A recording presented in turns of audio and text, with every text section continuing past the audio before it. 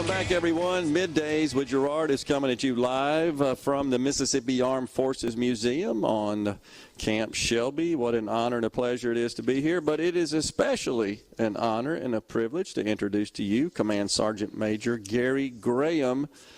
The Command Sergeant Major has 43 years 43. Of service. Absolutely. Yes, sir. And you were just sharing with us that you will be retiring your last days upcoming Christmas Day 2021. That is correct. I was just telling the lady here that in 1978 I turned 17 on Christmas Day, and of course they wouldn't let me enlist on Christmas, so they had to wait to the next day, 26th day of December 1978, and so my first retirement date will be 26th day of December 2021.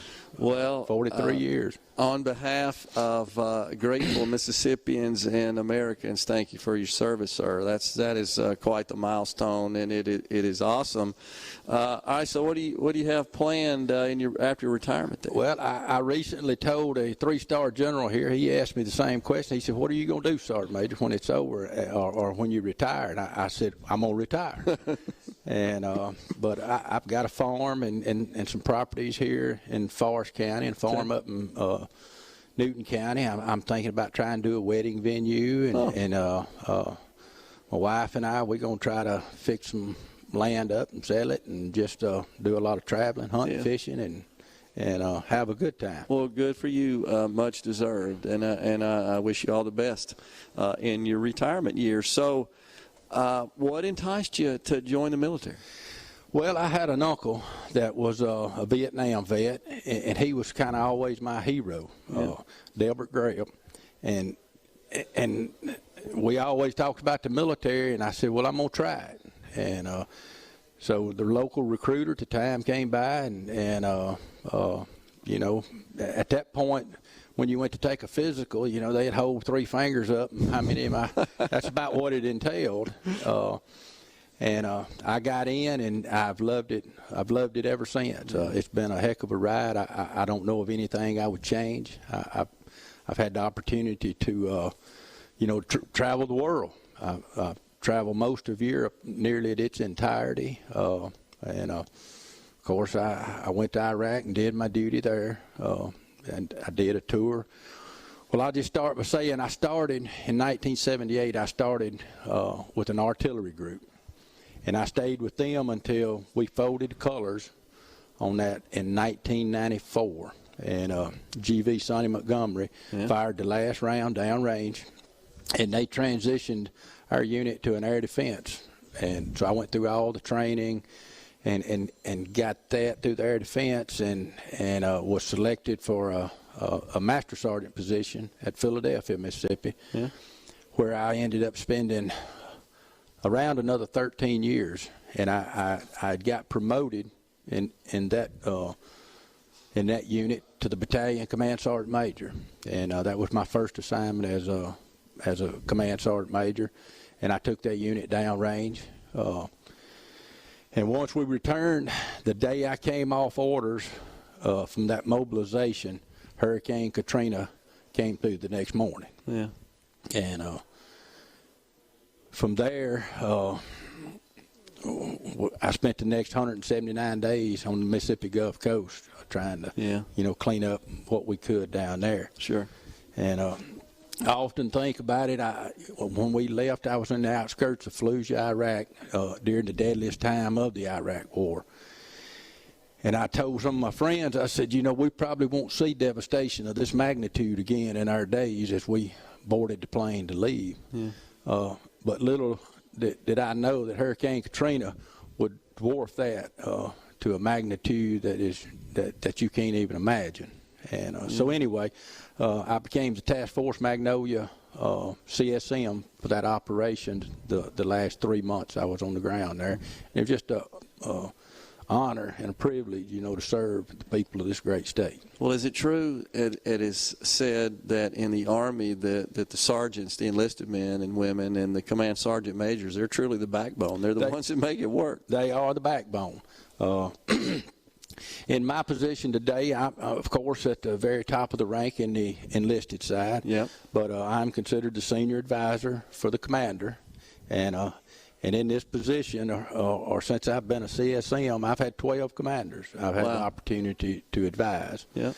And I try to provide them, not only with advice, but leadership that will help them make the right decisions to carry whatever command that they're commanding. Yep. To make the right decisions there. And hopefully I've made a difference in some of them. Some of them made a difference with me, and I think we've all learned together over the last 43 years. Yeah.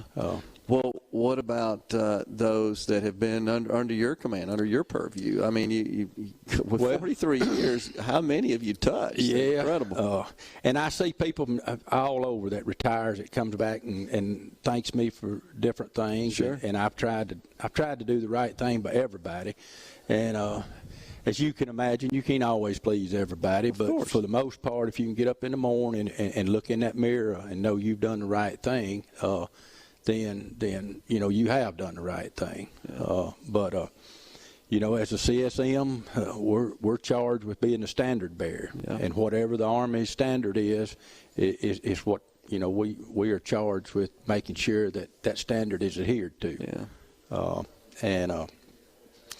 So I've had several under me, and I this is the way I look at it is, there was a wise man once told me, he was a general officer, and he said, son, if you find a turtle on a fence post, he didn't get there by himself.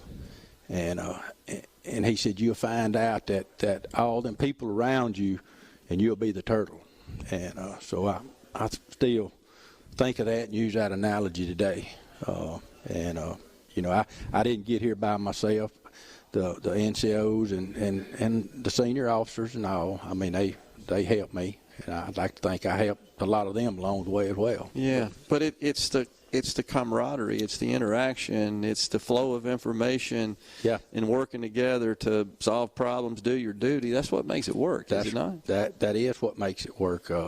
The commands and the teams that I've had has been wonderful, but here at Camp Shelby, there's roughly about 2,200 people that come to work here every day. Yeah. And I guarantee you, every one of them knows myself and the commander here. Yeah. But we're charged with just going around making sure this base is at its absolutely best. And the best way to do that is to build that relationship with people. Yeah. And they want to do it, not just for the base, but they want to do it for you because you've asked them to, because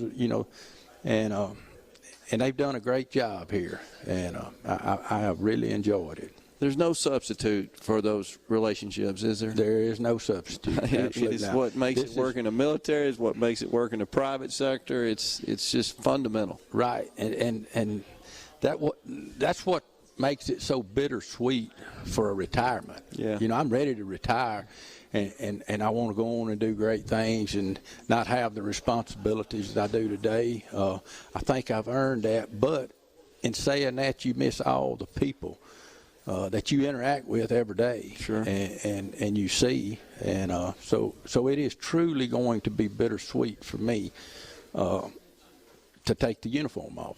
I got a feeling you keep up with some of them. Oh, yeah, absolutely. I got a ton of retired friends, and they constantly call, and man, we going here. I got a good friend of mine, Archie Myers and Robert Dean. Today, they're planning a trip to Europe. Let's go to Normandy. We went one time, and now we ain't got to be on no schedule. You're retired. What about those that served under you? You keep up with them? I do. I absolutely do. To the best that I can. I found out I recently went to a change of command up at Philadelphia, where I was promoted to CSM, and it seems like I was just up there a few years ago. Yeah. Although that was back in 2006 I left there. And I went in, and there was no one. I knew no one in that unit. I walked by the formations looking, and I was just stunned because I knew everybody there in 2006. There was nobody I didn't know. Yeah. And so that's how rapid, and you don't realize it till you step away from an organization, but that's how rapid that a unit changes. It's a constant change, and you never see it until you step away from it. Yeah. Well, it's been a pleasure talking to you today, sir. Salute to you for your wonderful years of thankless service. I just want to thank you for it on behalf of the state of Mississippi and all Americans. You make us proud. You are the best of the best, and I wish you all the luck and all the health in your retirement, sir. Well, thank you very much. It's good to be on Talk Radio. Appreciate it. This is just pretty cool, right? Thank you. We enjoyed having you. That's Command Sergeant Major Gary Graham, 43 years of service. We'll be right